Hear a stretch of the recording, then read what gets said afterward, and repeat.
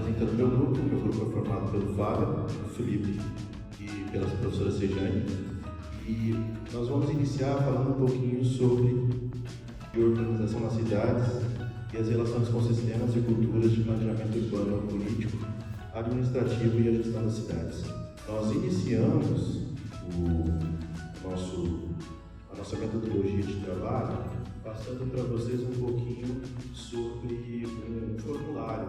Então, a ideia do formulário, inclusive o professor Fábio vai mostrar o formulário para vocês ali, foi esse, com os nossos conceitos básicos da ciência do território. E justamente qual era a intenção de trabalhar com esse formulário? Porque os conceitos associados a espaço, território, a gente já havia passado em aula. Então, o professor já tinha passado alguns conceitos associados ao espaço, então ele traz autores para a gente, para falar sobre espaço e território. Então, o que nós fizemos? Nós trouxemos esses conceitos aqui, não colocamos os autores dos conceitos sobre espaço primeiro. Então, a pergunta era simples, era qual as alternativas abaixo vai representar a sua compreensão sobre o conceito de espaço. Então, o que nós trouxemos? Nós trouxemos ali Milton Santos, trouxemos a concepção de Lefebvre, e à medida que vocês fossem olhando essas concepções de espaço, a intenção era que o estudante ali, baseado na concepção que mais se aproxima da dele, ele vai lá e assinala. Por que nós trabalhamos dessa forma? Nosso entendimento é o seguinte: a nossa concepção de espaço e a nossa concepção de território, ela vai dizer muito sobre a forma como nós vamos planejar. Então, nós vamos ver o efeito da nossa concepção de território, da nossa concepção de espaço, no planejamento urbano. Então, a partir daí, nós trouxemos o gráfico representando o nosso pensamento sobre as concepções de espaço. Então, quais são os autores dos quais nós trouxemos aí? Nós trouxemos Milton Santos, o Moreira, o Lefebvre, o Roberto Amado Correia e o David Harvey, com as observações de espaço. E é engraçado que das concepções ao qual a gente vê ali, a gente vê que nós temos uma concepção muito parecida ou muito próxima àquilo que Milton Santos traz sobre suas concepções de espaço. Quando a gente vai para... E é importante a gente entender essa concepção, a nosso conceito de espaço, que diz o seguinte: olha, a concepção de espaço na geografia é complexa, e seu entendimento envolve tanto a dimensão material quanto simbólica e social do mundo. Então, ela vai para além. A nossa concepção do espaço, ela é uma concepção que vai não só para a parte econômica, mas também para uma concepção social. Quando a gente olha para as concepções sobre território, trazemos também concepções importantes ali, selecionamos autores. Então nós vimos na aula diversas concepções de território. Selecionamos alguns autores, como Marco Aurélio Sacquetti, o Ralph Stein, Milton Santos, o Heisberg, a Joyce Aparecida Antonella Abrão, que ela vai fazer também o Ralph Stein e o Milton Santos. Eles têm concepções que são um pouco distintas uma da outra, da concepção de espaço e território. Enquanto para um é o espaço que delimita o território, para o outro autor, o território é que delimita o espaço. A ocupação do espaço para as pessoas é que vai delimitar o território. Então é importante a gente entender, e também é engraçado que nós temos aqui uma concepção bastante interessante que predominou aqui no nosso gráfico aqui, Nós temos um empate entre a visão de território como um local de poder, que é da Joyce Aparecida Antonella Abrão, e também nós temos uma visão de território bastante importante, que é de Ralph Stein, ao qual ele acredita que o território se forma a partir do espaço. E é interessante observar como nós, a população em si, vemos a ocupação do espaço e a ocupação do território. Como eu estava dizendo, essa forma de pensar que vai impactar o nosso planejamento urbano. É importante a gente ressaltar o seguinte, que o conceito de território ele é multifacetado. Então a gente vai ter várias formas, de várias facetas para delimitar o território. E aí, é importante também ressaltar o seguinte, olha, ele pode ser entendido a partir de diferentes perspectivas e de várias teorias. Então, o que a gente analisou? Nós passamos como se fosse um espectro ali, né, sobre a nossa visão de território. E aí, a partir daí, a gente consegue construir, consegue entender a questão do planejamento ao qual a gente quer dizer, que a gente quer levar, que é o planejamento sustentável das cidades.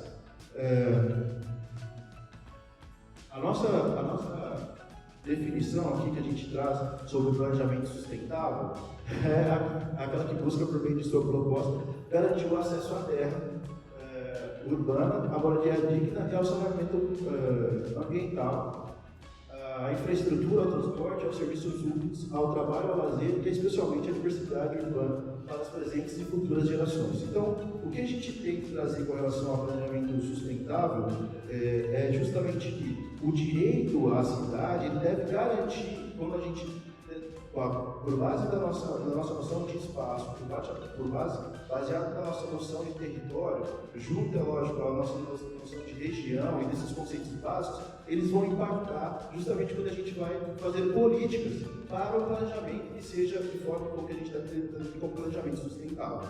Dando prosseguimento aqui à nossa fala, é importante também a gente ressaltar como o planejamento ele transforma a vida das pessoas socialmente. Boa tarde, pessoal, tudo bom? Sou o Fabiano, é um privilégio estar aqui compartilhando com vocês, formado em Direito aqui na UFT e hoje fazendo o doutorado em Desenvolvimento Regional. Então estamos aqui misturados, aprendendo juntos. Eu vou falar sobre planejamento, aí eu quero começar com uma reflexão. Tudo que a gente faz precisa de planejamento? Tudo que a gente faz na vida precisa de planejamento? Tem coisa na sua vida que aconteceu que você não planejou? Que aconteceu? Tem coisas aleatórias? É isso? Mas temos que entender que planejar é uma escolha da vida. Tá? Tem coisas que você escolhe planejar e pode ser que dá certo. Você planeja e vai dar certo, e tem coisas que você não planejou e vai acontecer, e acontece. Só que daí você tira algumas conclusões. Algumas pessoas têm como filosofia de vida dizer o seguinte: eu vou levando a minha vida, o que der certo deu, não preciso planejar, vou dependendo dessa aleatoriedade da vida.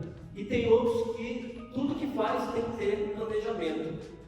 Você vai ver na lógica que tem pessoas que não planejam e as coisas dão certo, e tem pessoas que planejam e as coisas não dão certo.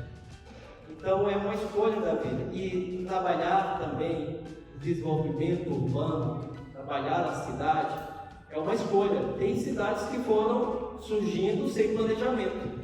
Algumas deram certo, outras são uma completa bagunça. Tem outras que fazem planejamento e aquilo que foi planejado acaba também, nem tudo sai exatamente como planejado. Então, a gente tem que pensar que o planejamento é algo vital para nós que vivemos e convivemos numa sociedade.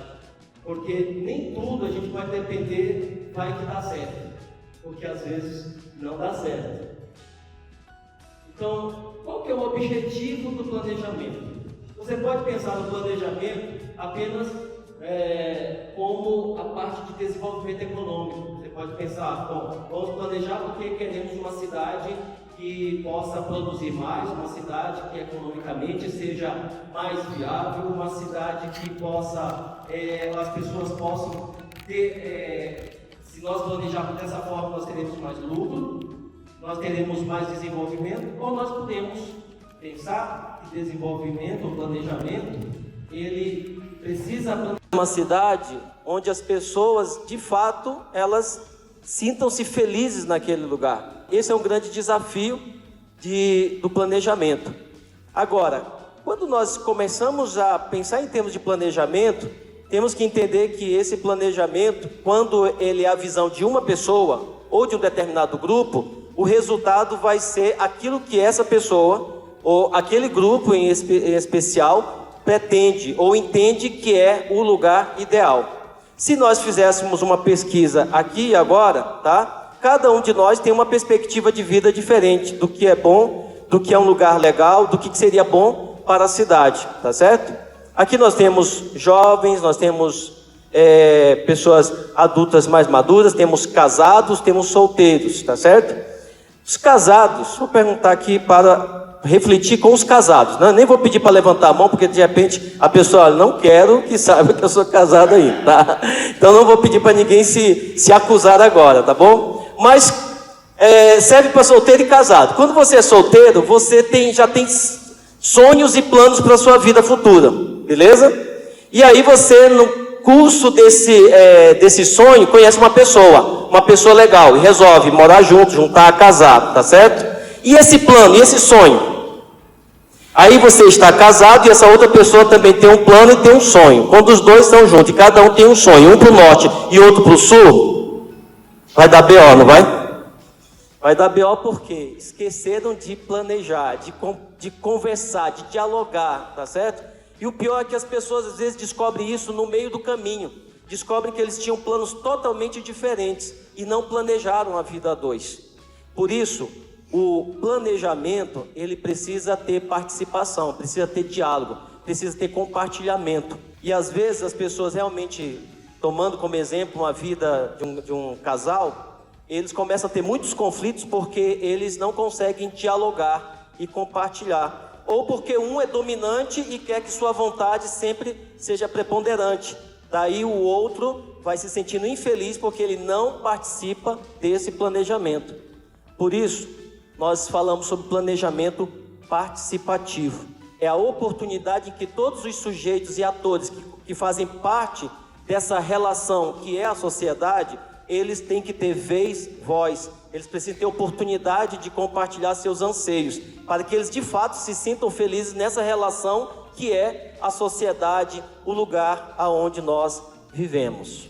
Então, planejamento participativo é o estudo nesse artigo aqui, do Heitor de Andrade Silva e Moraes e também Teixeira.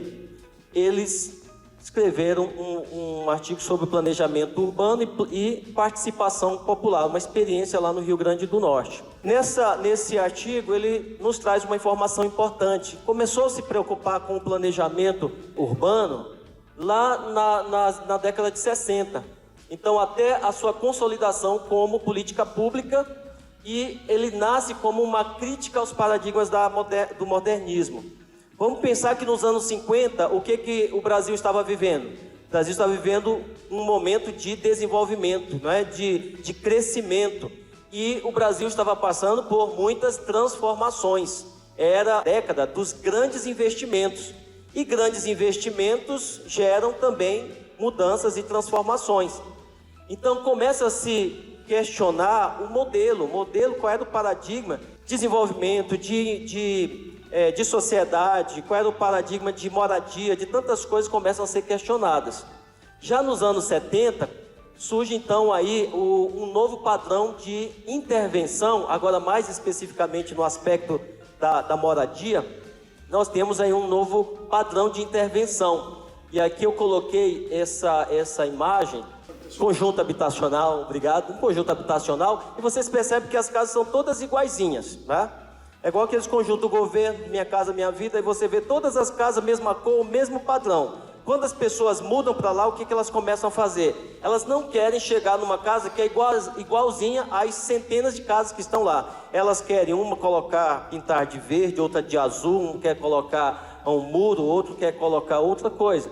Então, mas já nos anos 70, começou-se a mudar esse padrão. E essa mudança, ela foi quase que uma imposição, uma intervenção exógena pelo Banco Mundial. Ou seja, o Brasil foi se endividando e os bancos internacionais que estavam financiando esse desenvolvimento. Então, eles se achavam no direito de dizer, obviamente, como que deveria ser esse desenvolvimento e esse planejamento. E uma das influências ou intervenções do Banco Mundial é que não deveria mais ser essa realocação de favelas, elas não deveriam entregar casas prontas, mas dar oportunidade para que as pessoas também pudessem expressar como elas queriam a sua moradia, né? O autor também, esse artigo, ele trabalha pressupostos teóricos e metodológicos do planejamento participativo. Quais são esses pressupostos? É a participação popular, o diálogo entre os diferentes atores sociais e a gestão democrática e inclusiva. Então, para que haja, de fato, um planejamento participativo, em primeiro lugar, é necessário participação. Ou seja, não adianta criar estratégias para fingir que as pessoas participam. As pessoas precisam, de fato, estar envolvidas, engajadas. E talvez este seja um dos maiores desafios. É como envolver as pessoas no processo de planejamento. Porque, na prática, as pessoas não querem participar, elas não querem se envolver. Elas querem encontrar pronto e, de alguma forma, criticar. Então, o primeiro desafio é envolver as pessoas. É necessário diálogo entre esses atores. É necessário que as pessoas, de fato, possam ter vez de falar. Certo? Eu era presidente da associação da minha quadra e eles lançaram lá o asfalto da quadra. Como era o presidente da associação, nós tivemos algumas oportunidades em que os gestores estiveram lá para ouvir a comunidade. Mas a gente percebe que muitas vezes essas audiências que foram feitas com a comunidade, elas acabam ficando no esquecimento. Ou porque nós, como sujeitos ativos, não estamos lá acompanhando para cobrar, e aí uma coisa é o tempo entre a reunião, entre ouvir a comunidade e o tempo em que as coisas começam a executar. Mas a gente percebeu moradores que acompanharam e que ficaram cobrando. E a gente sabe que no final o resultado não era aquele que a comunidade esperava.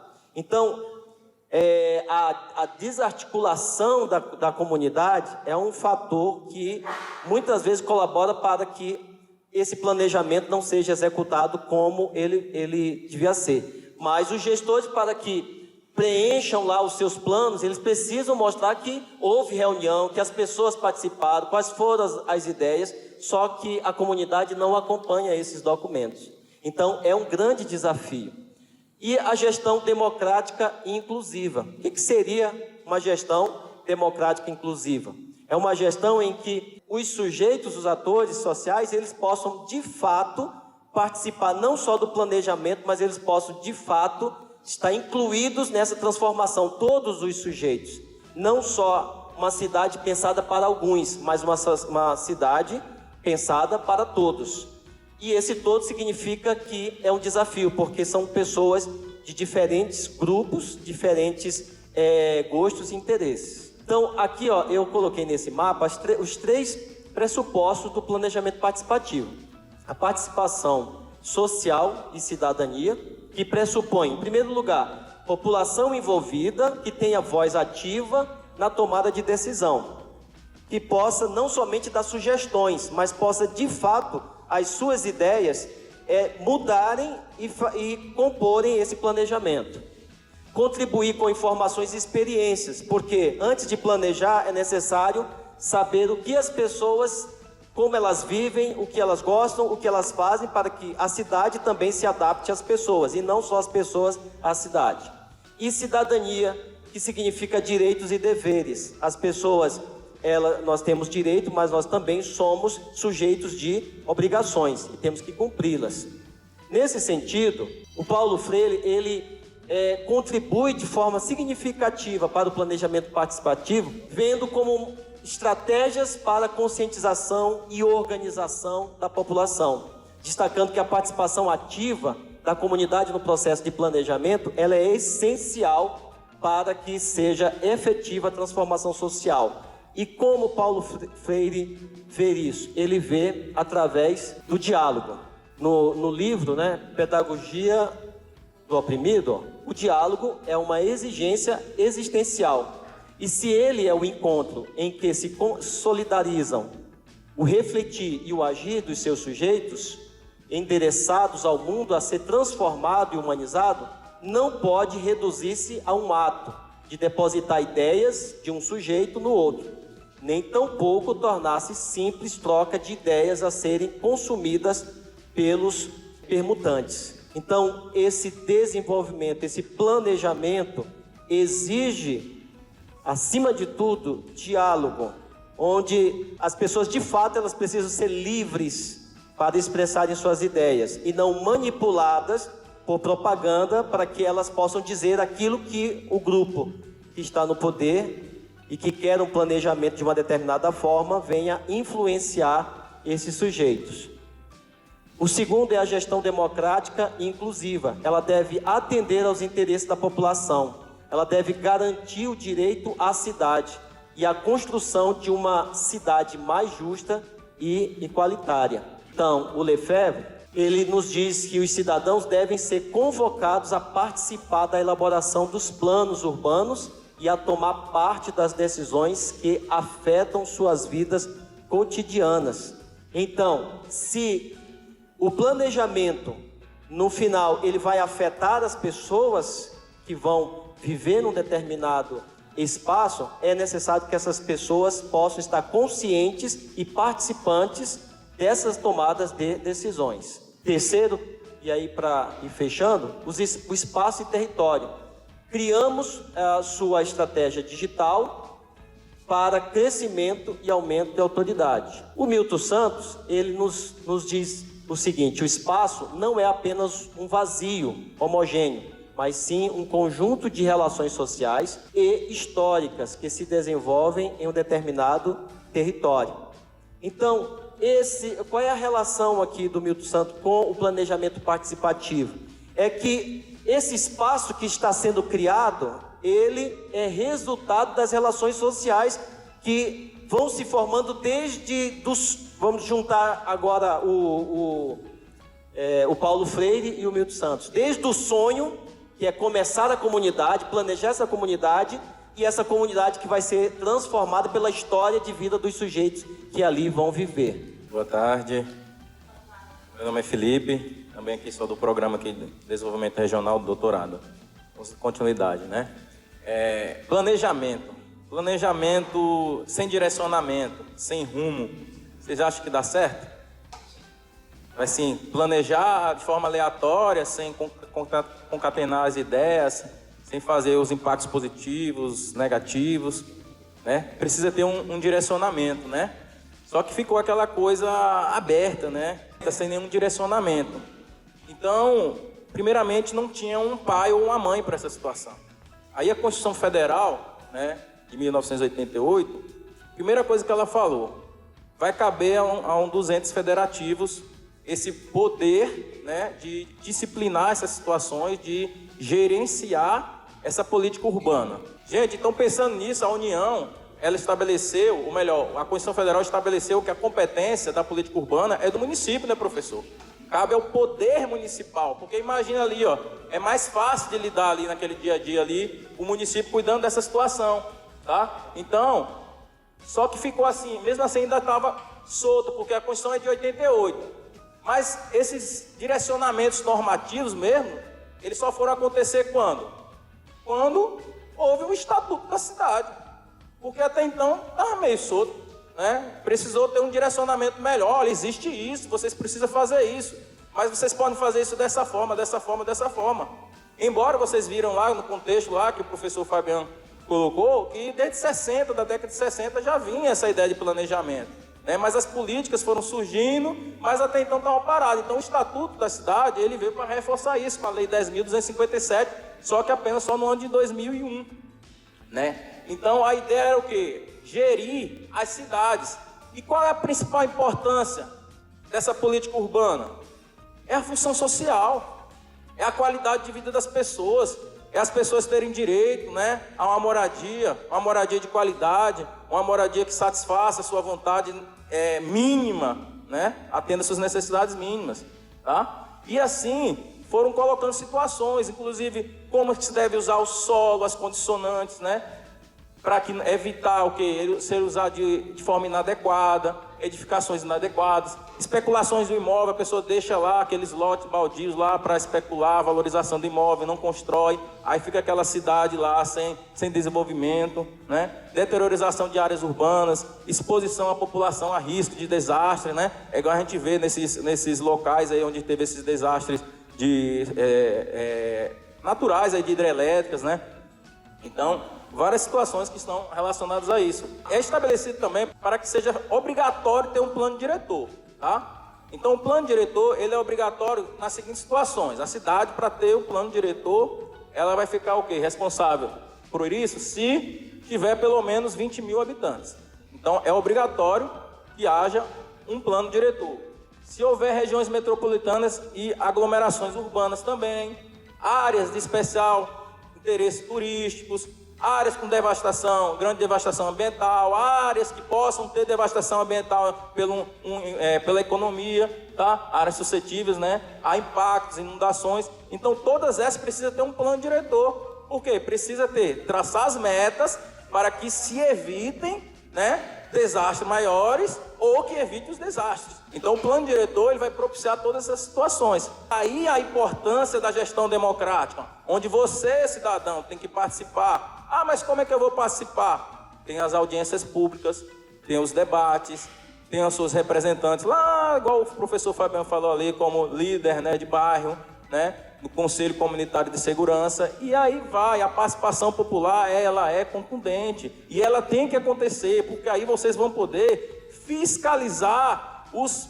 poderes municipais, tanto o executivo quanto o legislativo, né, para que haja realmente essa participação da população, tá, através de iniciativa popular, para buscar aprovações de leis que favoreçam aquela comunidade local, e assim vai.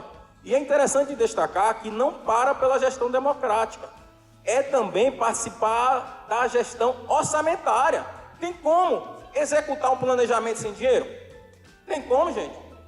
Nós estamos falando de moradia, nós estamos falando de investimento, nós estamos falando em estruturação de coisas para se evitar um desastre, nós estamos falando de investimento e desenvolvimento de uma área que tem turismo. Precisa de dinheiro. Então vai ter o quê? A gestão orçamentária. A população tem que participar, inclusive lá no Estatuto da Cidade fala que é obrigatória a participação popular aí na gestão orçamentária. Como isso? Na LOA, no Plano Plurianual, na LDO, na Lei de Diretrizes Orçamentárias, então vai estar ali tendo aquela participação, mais uma vez através de quê? Debates, audiências públicas, fiscalização, né? Você procurar saber, você procurar ali a Câmara dos Vereadores e tá ali sempre ligado ali no município. Por isso que a Constituição Federal deixou a par município ter essa capacidade do poder de política urbana. Então, pessoal, dando prosseguimento, né, ao que os colegas falaram, né, a questão do planejamento, a necessidade desse planejamento, essa evolução do conceito de planejamento, que ela não transcende mais a perspectiva somente econômica, mas um planejamento onde possibilita pensar o espaço geográfico, né, pensar um território, uma perspectiva, né, da sustentabilidade, né, e os desafios da sustentabilidade com uma participação social. Então, nesse contexto, nós trazemos como um estudo de caso o Plano Diretor Sustentável de Porto Nacional. Primeiro, dentro dessas prerrogativas das cidades que são obrigatórias, né, para o desenvolvimento dos planos diretores. Então, dentro dessas prerrogativas, né, que das cidades que têm a necessidade de desenvolver planos diretores, né, como o Felipe falou, Porto Nacional ela se enquadrou, né, como uma das cidades que foram impactadas para a construção da usina de Lajeado. Ela faz parte dessa divisão administrativa do estado de Tocantins, então nós temos a microrregião de Porto Nacional, né, nesse planejamento territorial, né, do estado do Tocantins, né, que foi criado a partir da Constituição de 88. Porto Nacional ela se enquadra enquanto dentro da microrregião de Porto Nacional. E o plano diretor, que foi desenvolvido como uma estratégia, né, de planejamento municipal, ele entrou, né, ele iniciou, os estudos deles ocorreu a partir do ano de 2004, dentro dessa compensação, né, ambiental por ser uma área impactada pela usina, né, de Lajeado. Então, ele foi complementar 05 de 2006, como eu falei, ele foi elaborado em 2004 e passou por um processo de revisão em 2019, que ainda não foi votado na Câmara, também por conta do linhão, né, de um impacto de áreas de impacto, né, ambiental, como o Felipe falou anteriormente. entrou entre uma das compensações a elaboração dessa revisão, sendo elaborada pela uma empresa, né, Street Graph, que foi que elaborou essa revisão. Vale ressaltar que Porto Nacional, ele, em termos de ocupação urbana, que é importante a gente compreender esse território, como que ele se dá essa ocupação, né, que inicia nesse processo de povoamento com o ciclo do ouro, né, e nós temos o Arraial do Pontal, e depois ele se estende, né, por um processo de ocupação até o século XX, XXI, né, até porque esse processo do que a gente tem hoje da consolidação do agronegócio. Dentre um dos aspectos elencados nesse relatório, nesse estudo, né, que foi realizado no ano de 2004, foi a questão de uma das tendências, né, cenários tendência, né, por ela ter uma vocação, né, para o patrimônio cultural, até por ser uma das cidades antigas do estado do Tocantins, seria a descaracterização do centro histórico, uma vez que a centralidade urbana, né, das funções comerciais, econômicas, ela já tinha migrado, né, do primeiro núcleo do que a gente tem ali do entorno da catedral, então ela já tinha migrado, né, para as proximidades da Praça do Centenário. Então, uma dessas tendências foi verificado e há necessidade, então, de desenvolver ações dos focos, né, que inclusive a gente está dando nessa ênfase nessa área da região central. Então, dentro do objetivo central que foi desenvolvido para o plano diretor ainda nesse ano de 2004, nesse estudo, foi a valorização do patrimônio histórico, cultural e turístico, como uma possibilidade, né, não só numa perspectiva do direito à cidade, do direito ao patrimônio, né, que é previsto pela Constituição Federal, mas também possibilitar, inclusive, como uma geração de renda também. Como que acontece esse planejamento? Então, se deu através, inclusive, né, dessa questão do ordenamento urbano, aonde o município ele foi dividido em macrozonas, né? Então, ele foi criado 3 macrozonas, né? Macrozona urbana, macrozona da proteção ambiental e a macrozona rural. E na macrozona urbana, ela passa por 3 subdivisões, e eu vou destacar a macrozona 1, aonde está a área central. Nela, ela institui um instrumento de proteção, que é quando ela define uma zona de proteção histórica 1, uma zona de proteção histórica 2, que seria uma zona de amortecimento. Então, isso é uma forma de ordenar o território no que diz respeito, desse ordenamento urbano, que diz respeito aos usos dessa área, né, a ocupação de como que vai acontecer enquanto densidade, se vai se dar em relação a esse zoneamento dessa área, assim como se prevê as leis, que a gente fala de interesse social, né, nós temos também as zonas de proteção histórica, que é o ênfase que a gente está dando. Dentro dessa lei complementar foi prevista a participação social, como? Através do Sistema Municipal de Planejamento e Gestão Municipal Urbana, como os colegas falaram anteriormente, dessa necessidade da participação social, não só no que diz respeito a ações, mas nas decisões, inclusive no que diz respeito à questão orçamentária.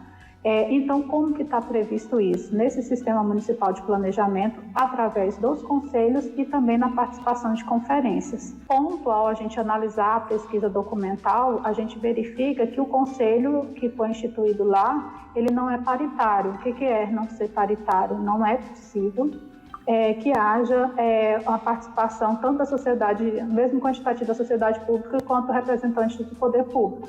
Ou seja, na hora de votar em decisões, principalmente orçamentárias, o que acontece? Dependendo dos arranjos políticos dos órgãos administrativos, então as estratégias, às vezes, da participação social, elas passam a ser não atendidas. Em 2019, com essa revisão, traz-se a participação social, mais uma vez, através das oficinas, as audiências, em específicos, aconteceu no Centro Histórico, que é a ênfase que a gente está dando. No entanto, a gente percebe que, né, foi possível perceber pelos documentos, de que há uma baixa participação social, né? Inclusive nas tomadas de decisões há uma explicação, né, dessa necessidade de conhecer o território, mas que há uma baixa participação.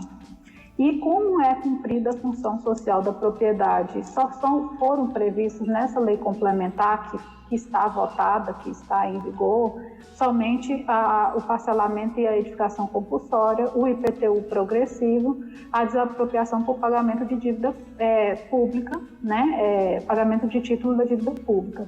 Ocorre que, como há necessidade de cumprir essa função social desses, né, uma vez que já foi identificado no cenário uma tendência de descaracterização, a um esvaziamento dessas áreas, né, então há necessidade de usar esses instrumentos, né, que são previstos no Estatuto da Cidade, que os demais grupos vão elencar, para poder cumprir essa função social. Então, exemplo, algumas fotos do que a gente vê em termos desse cenário sendo consolidado aí. E aí eu trago para vocês, né, de uma forma para a gente entender um pouco o contexto, que nessa última revisão foi feita uma consolidação dessas zonas de proteção coincidindo com a área que é de proteção federal, né, que é com um outro instrumento que é chamado tombamento. Há uma tendência, né, do esvaziamento dessas áreas com uma grande quantidade de imóveis sem uso e que precisa cumprir essa função social, né, tanto da perspectiva do patrimônio quanto também da propriedade, da necessidade da fruição do patrimônio e também, uma vez que a área é dotada de infraestrutura, né, ou seja, a questão da água, a energia, a necessidade de se dotar a área de rede de esgoto, que ainda não tem. Então, há essa necessidade de cumprir essa função social da propriedade, como a aplicação dos instrumentos, né, e que até a atualidade não vem sendo aplicado sequer essas questões das cobranças do IPTU. Existia uma lei que possibilitava o IPTU, a gratuidade para a conservação, e que foi revogada. A lei de parcelamento do solo, que foi criada no ano 2006, ela não coloca as características específicas dessa área, ela possibilita o microparcelamento comum de outras áreas também. Então, há uma série de medidas que o plano diretor, por mais que ele tenha sido estudado, mas ele não foi praticado. E aí o que a gente chama a atenção, né, e que eu acho que é um ponto importante da perspectiva da importância desse planejamento, como foi elencado anteriormente pelos colegas, é de que como pensar para uma área que tem um valor histórico, né, que já é tácito, que tinha uma tendência de uma descaracterização, e como o município, né, com outros órgãos, eles podem atuar para possibilitar um planejamento dessa área de forma que haja a valorização do patrimônio cultural. Né? Então, a aplicação desses instrumentos do Estatuto da Cidade é muito importante para poder fazer o ordenamento do solo, né, e possibilitar um dos pontos importantes para a gente que diz respeito que é a função social, né, da propriedade, a questão do direito à memória, do direito ao patrimônio. De uma forma assim, para a gente concluir, né, no que diz respeito ao trabalho, né, e aí os meus colegas podem fazer as suas considerações também, é que a gente vê da necessidade de um planejamento, a necessidade de se realizar considerando a escala, né, local, a escala regional, né, dependendo da forma de fazer esse planejamento, né, como o Felipe falou, o planejamento, quando são cidades com mais de 20 mil habitantes, cidades conurbadas, há essa necessidade, ou que são impactadas, por exemplo, as margens do lago. Então, essa necessidade desse planejamento integrado, né, de um planejamento que leve em consideração, e a necessidade da sociedade participar para essa construção, né, de atuação, de como que se vai dar o ordenamento do solo, levando as considerações, os aspectos sociais, e não uma perspectiva somente econômica, ou seja, através da especulação imobiliária, mas sim a participação social de todos esses atores, esses sujeitos, né, que fazem parte dessa construção desse território.